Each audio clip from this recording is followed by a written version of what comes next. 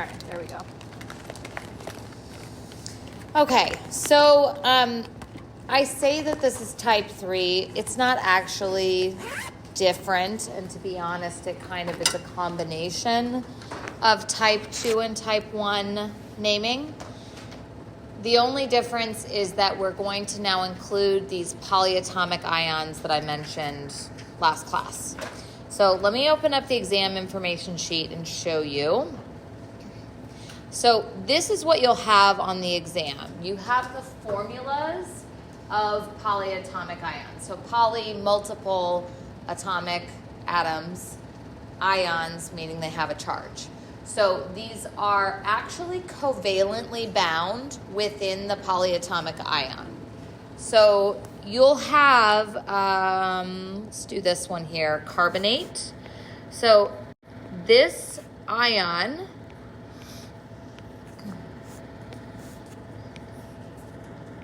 we represent these by putting a bracket around the structure. Now, we won't deal with drawing structures for a long time, so you don't have to worry about why do I know that has a double bond versus a single bond, and etc. But what I want to emphasize is the fact that these bonds here are covalent bonds, but this structure is only stable if it has gained 2 electrons from somewhere else. That somewhere else is from a metal. So calcium carbonate, this is limestone actually. It's also like what chalk is made of, and Tums for that matter, like antacid. So I guess we don't have chalk anymore, I was going to say. If you have stomach problems and don't have any Tums handy, you can just choose some chalk. Not readily accessible anymore. All right, so if you have a calcium atom, it can lose 2 electrons and become calcium 2+, and then it can bond with carbonate, which is a 2-. So we actually have both ionic and covalent bonds existing here. Covalent bonds here, but because it's an ion, it can now form an ionic bond with that metal. And so we have an example of, a compound that has both of them in there. So all of these polyatomic ions are covalently bound within that ion. You can almost call it a molecule except for the fact that it has a charge. Okay? Now, what you're going to be responsible for knowing, and these are in your textbook, the names of them. I can't remember if I have a chart in the notes itself. All of the names are available in your textbook. I'm sure there are plenty of, what is that called? The flashcards online? Quizlets. Yes, thank you. Quizlets that will give you the names of these. But lots of professors will require you to have the formula as well as the name memorized. So they'll just say carbonate, and you have to know that it's CO3 2- or vice versa. I give you a little bit extra just because I feel like anything we can diminish memorization on gives your brain more space to understand the material rather than just straight memorizing it. So a common issue is that people will forget the charges. So like maybe they'll know that carbonate is carbon and oxygen, but they'll forget that it's a 2- or a 3- or a -1, right? And I don't want you to get something wrong. If I say, tell me the formula of sodium carbonate, because remember, with this naming, we want to be able to go both directions. I want to be able to give you the formula and you give me the name, or I give you the name and you give me the formula. So if I give you sodium carbonate, sodium is, first of all, sodium is Na. It's +1 because it's in the first column of the periodic table. And then you have to know the correct formula for carbonate. So you are going to need to identify that it's this one, but you have that extra reassurance that you have the charge right, that you have the number of oxygens correct. And so then you can go ahead and put in that ion and now determine the formula. So just continuing this example on, something that's useful is to put parentheses around the formula with the charge on the outside, because the charge is what you're going to have to be balancing out, right? Those always have to sum to 0. So like in this case, I'm going to need 2 sodiums for every 1 carbonate, because I need to have a positive 2 to balance out the negative 2. Now in this instance, I don't actually need 2 carbonates. I just need the 1. So I'm not going to have to put those parentheses in the formula. It's not wrong if I had those. It means the same thing. Let me give you an example where that would matter. So this is hydroxide. So let's do calcium again, which was a 2+ ion. So an example problem here would be, I say calcium hydroxide, and I ask you to give me the correct formula. So calcium, 2+ ion, hydroxide is OH minus. You have this kind of hint list. It doesn't tell you what hydroxide is, but it tells you, once you know that it's oxygen and hydrogen together, that it's a -1 charge, okay? So when I have this, I know that I'm gonna have to have 2 hydroxides for every 1 calcium, because I have to balance those out. But I cannot write it like this. That is not the correct formula. It's 2 hydroxides, right? So when I put those parentheses there and put the 2 on the outside, I'm implying calcium 2+ and 2 of these units, these little almost like molecules, but they have a charge. So 2 of these hydroxide units, okay? So these 2 mean the same thing. So you've got to make sure to add those parentheses if there are multiple of them. It's not wrong to include them if there's just one. If it helps you to like be consistent, that's fine. But just make sure that when you say how many there are, you're saying it for the whole unit, not for like an individual atom. Okay?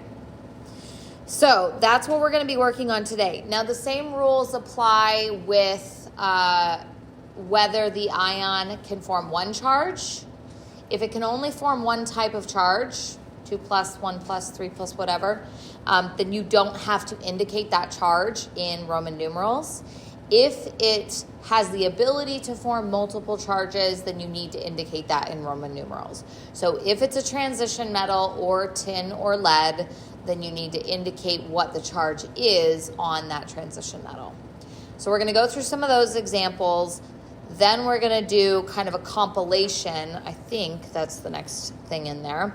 A compilation of examples with ionic. And then we'll talk about covalent naming. And I think that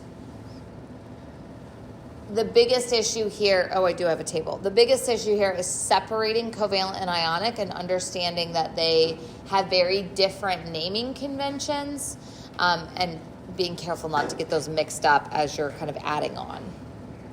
Okay, so let's start here. So this is your list. It should correspond, I think, exactly with the exam equation sheet.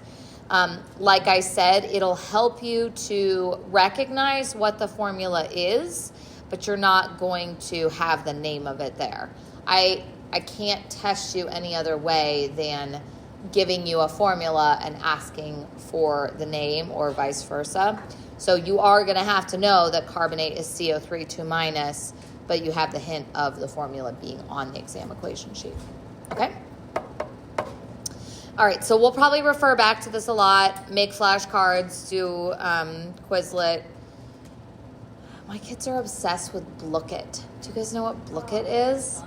Oh my gosh, it's like I hate the Chromebooks. My boys in particular are 3rd graders, and this is the first year where they're allowed to bring their Chromebooks home, and I freaking hate it because they're like, can we play Blooket? Can we play, And in theory, it's educational, but like it's not. They're playing some dumb other thing and winning prizes. I don't know. I'm just tired of it. Yes, but some of the questions are people make dumb Blookets that are like, choose number 2, and then you click number 2. Anyway, it's stupid. Okay, let's do a couple examples here, or at least go through these examples and make sure you guys are clear on it, and then we'll do some practice ones, okay? So We already talked about examples of what those structures look like. So let's go through these few. So sodium nitrate, sodium. So let's say we're going, in this instance, from the name to the formula. So sodium's a +1. I remember or look at my list. I find nitrate, and it's NO3 minus. A couple hints for the ones that have element and oxygen, but multiple types with multiple oxygens. So nitrate and nitrite. The ate and the ite, this is where I start to get like, oh my gosh, I can't believe we have to actually do this, because it is like literally just one letter different. But the ate and the ite don't tell you how many oxygens they are, but they do order the same. So like the ate is always going to have more oxygens than the ite. For nitrate, it's NO3, and for nitrite, it's NO2. Do I have phosphite on here? I don't. Apparently that's when you don't have to know. Phosphate is PO4, 3 minus, and phosphite is PO3. Chlorate is ClO3, and chlorite is ClO2. Now, these ones are annoying because there's actually 4 variations. So they do a per in front. A per and 8 means even more than the 8. So that's 4 oxygens. And then hypochlorite is the fewest number. So there are little tricks and tips to making sure you know what the different variations are. But it looks like the nitrates, the chlorates are the main ones. Here's one, sulfate and sulfite. And then the hydrogen ones. So phosphate, hydrogen phosphate, and dihydrogen phosphate. Those are pretty self-explanatory. No hydrogens, 1 hydrogen, 2 hydrogens. Okay. The only one, someone brought this up from the homework that I don't have on here that I know is in the homework. Now, if you come across a polyatomic ion, excuse me, if you come across a polyatomic ion that's in the homework problems, but that's not on this list, it's good practice. Go look it up, but you don't have to have it memorized for the test. So, for example, mercury comes in both mercury 2 plus as well as mercury 2 plus, which initially doesn't really seem like a polyatomic ion, and that's why I don't include it on my list, because it's just mercury. It's not a metal and a non-metal. So in that respect, you can go look that up, but you're not going to be expected to know it on the test. Okay? The only plus polyatomic ion that I have included on this list is ammonium. So all of the others are going to replace the nonmetal. So if you're looking at a compound, and let's say it's copper chromate, okay? Initially, people are like, how do I know still if this is covalent or ionic? Well, it still has a metal in it, right? So if it's a metal with a nonmetal, it doesn't matter in this instance that it's actually 2 metals and a nonmetal, or if it was copper phosphate. This is actually copper 2 phosphate. Metal, a bunch of nonmetals, it's still a metal and a nonmetal, right? It's still ionic for that reason. The only one that's confusing is when you put ammonium and that replaces the metal portion. So just keep in mind that anytime you have ammonium, it's still ionic, even though there's not the presence of a metal. So you could have like ammonium chloride or ammonium nitrate, okay? And it could be all nonmetals and it's still ionic. The only way you're gonna know that that's the case is because you see that NH4 written at the front. Okay, so that's the one time where it's hard to identify that it is an ionic compound by using the rules of metal and non-metal, because it's the only one you're going to see that doesn't contain a metal that's still an ionic compound. Okay, let's jump into some examples. We were going to finish these examples and then jump into the practice. Okay, so sodium nitrate. Nitrate is NO3 minus. So 1 plus 1 and minus 1. That's why the formula is just sodium and nitrate. There's not multiple of either ion because they're just balancing each other out. Okay, cobalt 2 carbonate. Cobalt 2 means it's a 2 plus. Carbonate is CO3 2 minus. Again, it's just a 1-to-1 ratio. So it's just CO, CO3. Recognize the O on the cobalt is lowercase. That's how you know it's cobalt and not carbon and oxygen. And then last one here, magnesium chlorate. Okay, so I could have put parentheses on these. I knew ahead of time I didn't need them. In this instance, I do. So magnesium 2 plus means I need 2 chlorates to balance that out, which is why this formula is magnesium with the chlorate in parentheses and 2 of those. Remember, all that means is that I have 2 of those chlorate units. It does not mean never mind, I'm not going to say that because I think it'll just confuse things. Okay, let's do some practice problems. So scroll, I'm just going to leave it here for a second, but scroll down 2 slides and take a few minutes.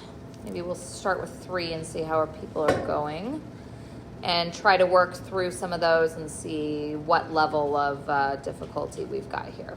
Okay?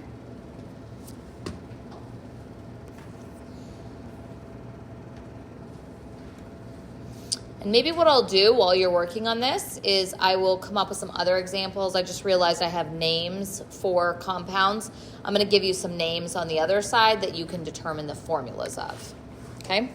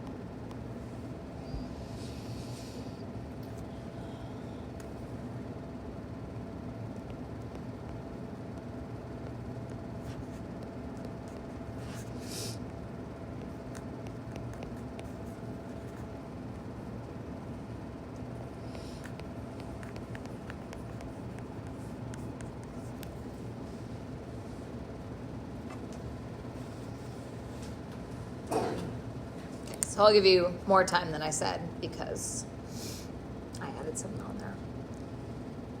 So again, If these are elements I didn't have you memorize, I'm pretty sure molybdenum falls down below 1 through 36 that I said you have to have memorized.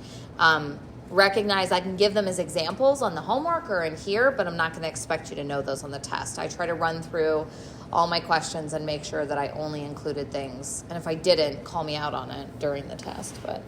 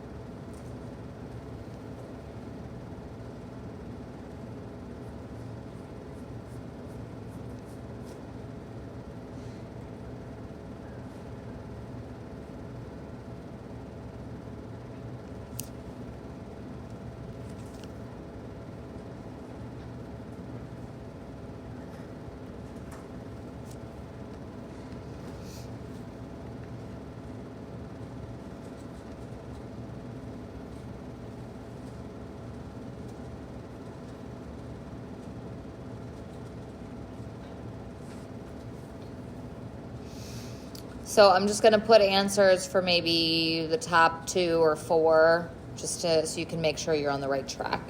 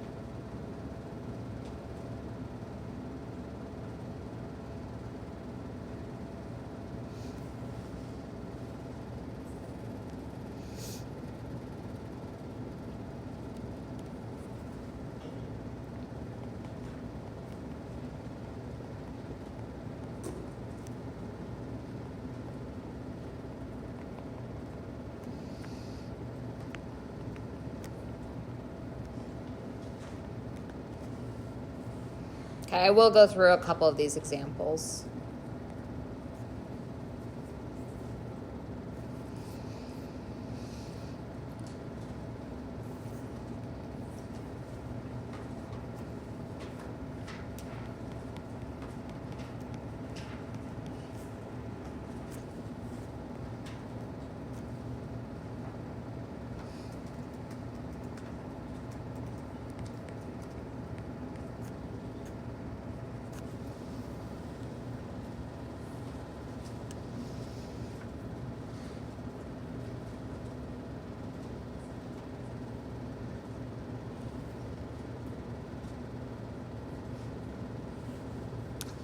Okay, so answers are up here. Couple of points that I think might have been a little bit confusing, or maybe you're just still getting comfortable with as you've been practicing. Hopefully, you started the Chapter 3 homework already.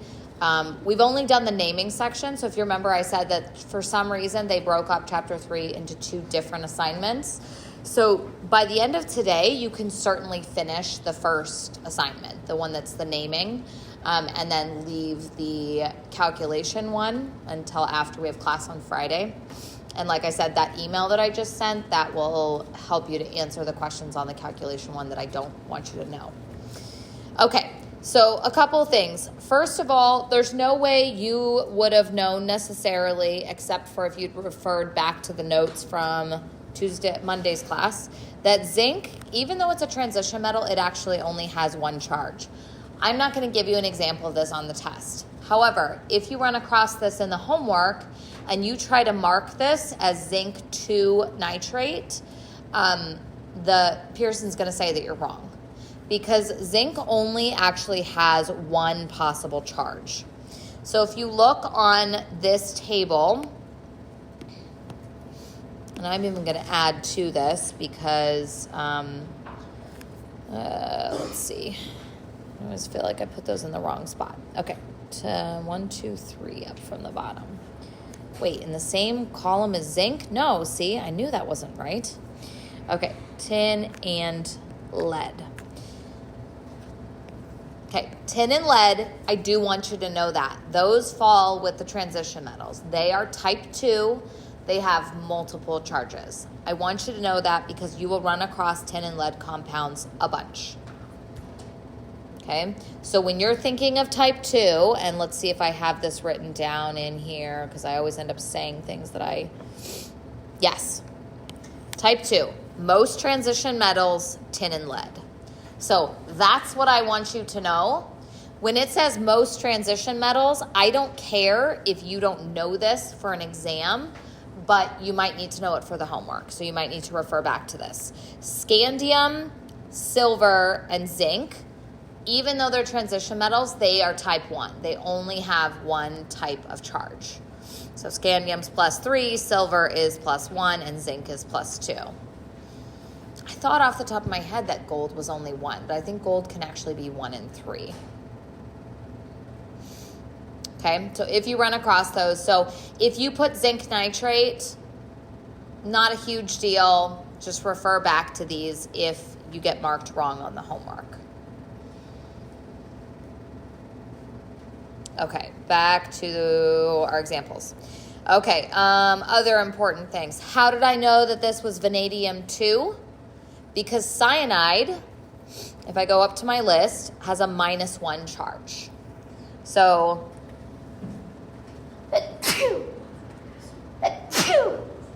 thanks. So cyanide is Cn-, and there's 2 of them. So vanadium must have been 2+ in order to balance out those 2- charges. So that's why knowing the charge on the thing is so important in both directions, both in knowing the formula and going to the name if you're talking about a type 2 metal, and in going from the formula, or the name rather, to the formula. So let's see, are there any others here I want to highlight? Aluminum dihydrogen phosphate. Phosphate is 3-. Every time you add a hydrogen, the charge changes 2-, -1. So in that instance, you have to have 3 aluminums. No, sorry, 3 dihydrogen phosphates for every 1 aluminum. Aluminum's in the 3rd column of the main group, so it's a 3+. Okay, so like I said, I call this type 3, but it's just kind of a subgroup of type 1 and type 2. All right, we're going to change gears. Don't get confused. We're going to start using prefixes to talk about molecular compounds. This is only because molecular compounds, covalent, okay, or another way to remind you is this is non-metals only. They can have multiple ratios of atoms. Ionic compounds, when I say sodium carbonate, I have to mean Na2CO3. There's no other variation. But when I make a compound between carbon and oxygen, that could be CO or it could be CO2. So if you're ever trying to remember, like, which one has to have, I'm not sure what my deal is today, which one has to have the prefixes, It's the nonmetals because they can form multiple ratios. I can have CO and CO2. So I can't just say carbon oxide because I don't know. Am I talking about CO or am I talking about CO2? So I have to use prefixes, and there are no charges here. That's the other thing. Remember, we're talking about electron sharing, not ions. So I have to use prefixes, and this is what I mean by prefixes: di, tri, tetra, etc. Tetra, etc. I have to use those prefixes in order to indicate how many things of each I have. Couple annoying little rules.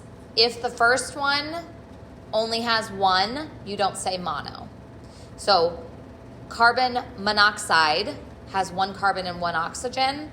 It is not monocarbon monoxide, right? It's carbon monoxide. So if it only has one and it's the first element, you don't say mono. I feel like there's one that I'm forgetting, like another little annoying rule like that. I guess we'll figure it out. Oh, I have the mono one right there. So maybe that's it. Okay? So similar to ionics, the last one, you change the ending to "ide." The first one, you don't change the ending. Again, think back to an example that's something familiar. Carbon dioxide, right? We don't include the mono prefix there. We don't change the ending of carbon. We say di because there's two oxygens, and then we change it to oxide. So take something that's familiar that you've heard in your everyday life and remind yourself of the rules using that.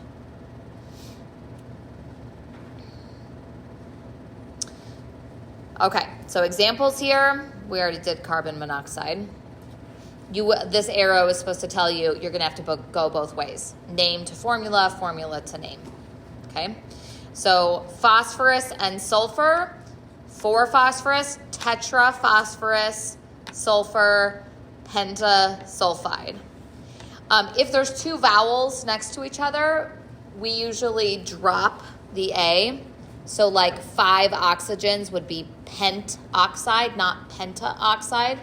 But I've actually seen people write it both ways. So you're not writing this out on a test, right? You're selecting the right one. I'm not going to put both. So just, recognize that someone might eliminate the A if you have another vowel right after it. Pentaoxide versus pentoxide, same thing. 2 nitrogens, 1 oxygen, dinitrogen monoxide. So if it's the second element, you are including the mono. So other than memorizing the prefixes, so it's like the only thing that's difficult here is make sure you know what a covalent compound is, right? Identify that it's only nonmetals, and then make sure you know what the prefixes are. And other than that, it's fairly straightforward. So, knowing that, let's go ahead and do these examples. Both directions now.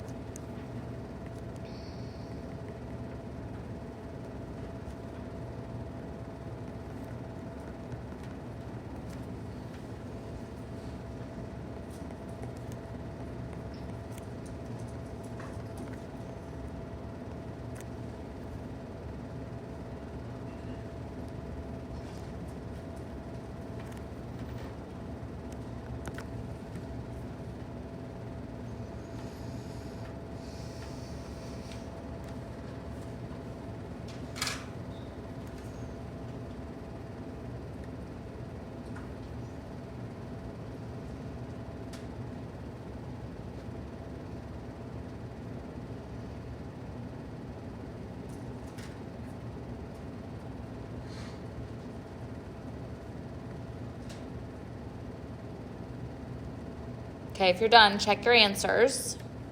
I have one note on here, otherwise we'll just keep moving forward.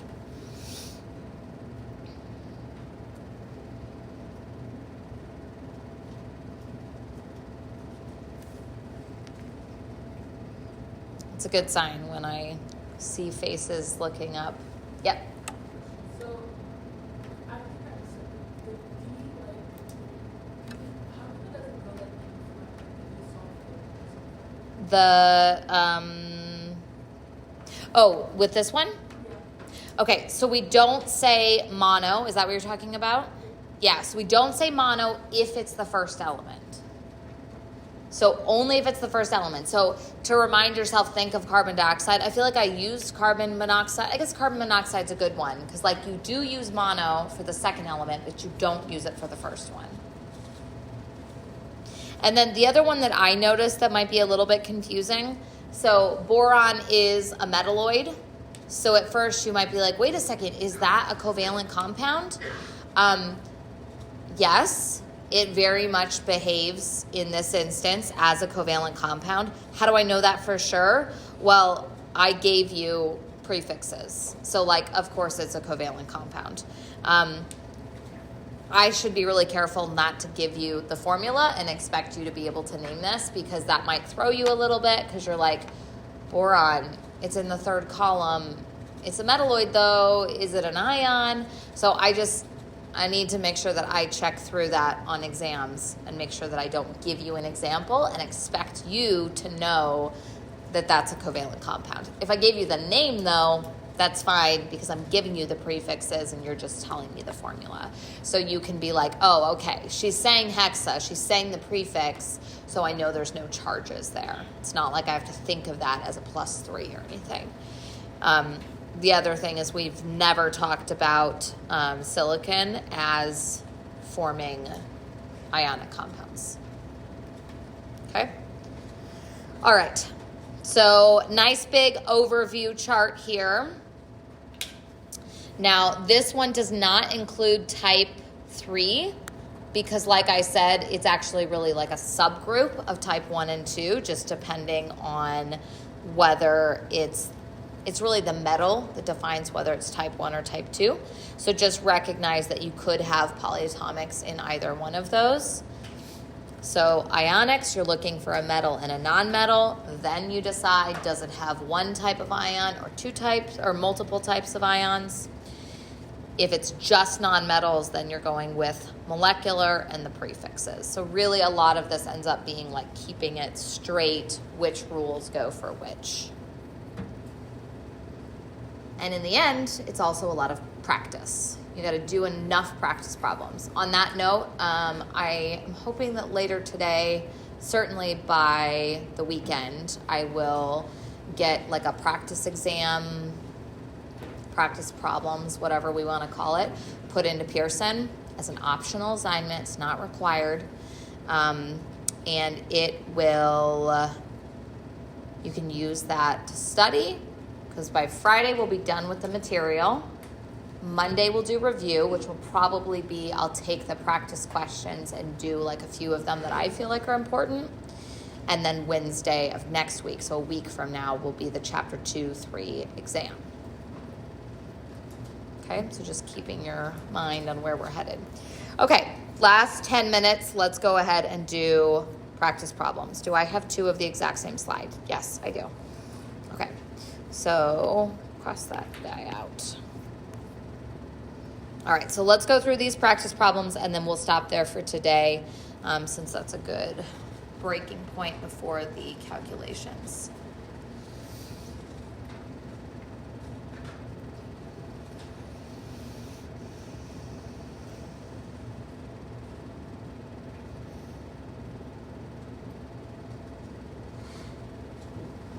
Oh, and I never passed around the other template.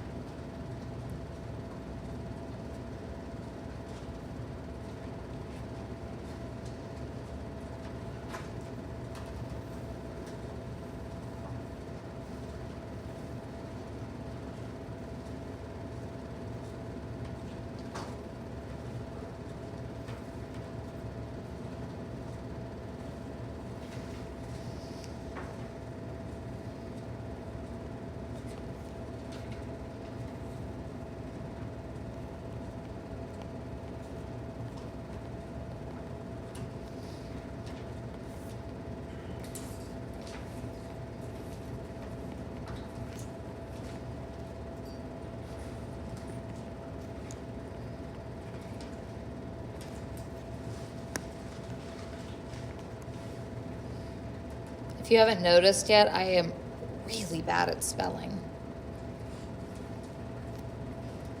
So sometimes I'll like pause and be like, not fluoride, fluoride. Which I think I just did right there. No, that's right.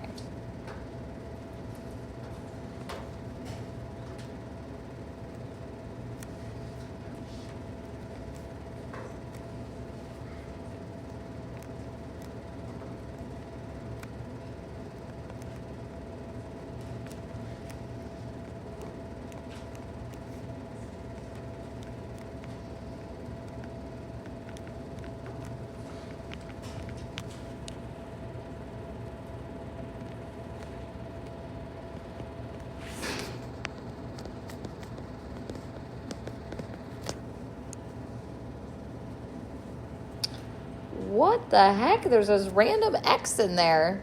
That was a typo, just for the record, not a me not knowing how to spell.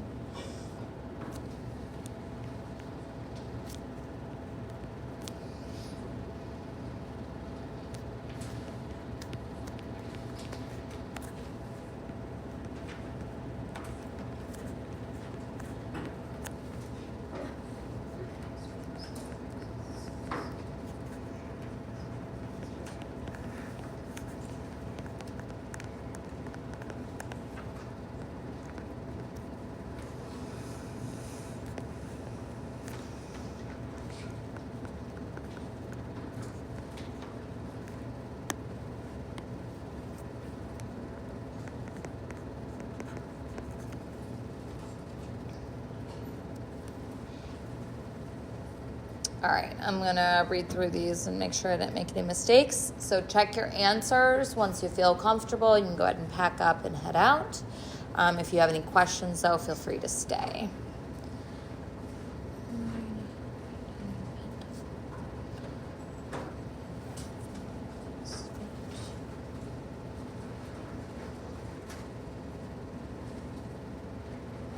I think one of the hardest things is when you have a formula in a type 2 compound like chromium phosphate, and you have to like backtrack and figure out what the charge was.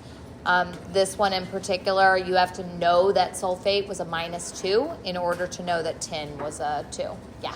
Is chromium the only polyatomic ion that goes first? Yes, it's the only positive one, so it's the only one that will be in the front and that will replace a metal. Good question. Yeah.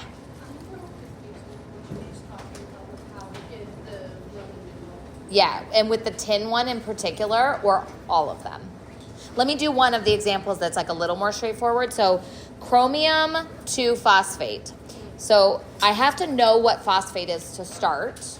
So I look up what that is, PO4 3-.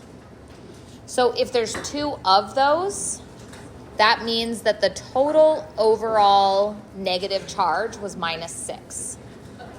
So that means if there's 3 chromiums, this is like getting a little weird, so that's +6, and there's 3 of them, so each one is 2. So Cr2+, Cr2+, Cr2+, right? That's the only way that these guys can balance out those. Now I'll tell you the easier way.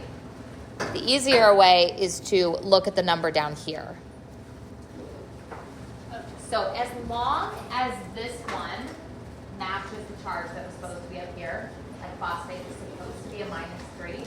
So as long as that's matching, the charge that's up there, then you know that this tells you the charge there. So it's like when you had chromium 2 phosphate and you took them and kind of like crossed the numbers down, you're like backtracking them. Which is why the tin one is hard. So you have to know that sulfate was a -2 to know that tin had to be a +2. So the charge crossback thing can get a little bit complicated.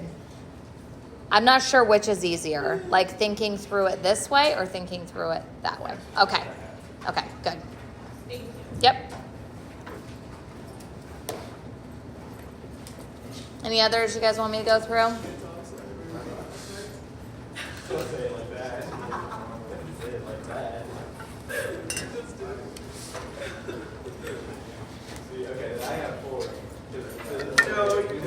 No, you don't.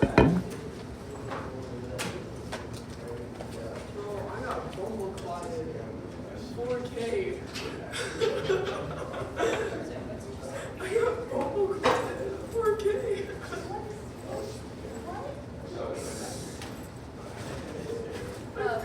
Explains a little more of this. No, my freaking pajama shorts. My freaking pajama shorts. Oh dear. Bye bye. Trying that and failing over. Yeah, you were sure and you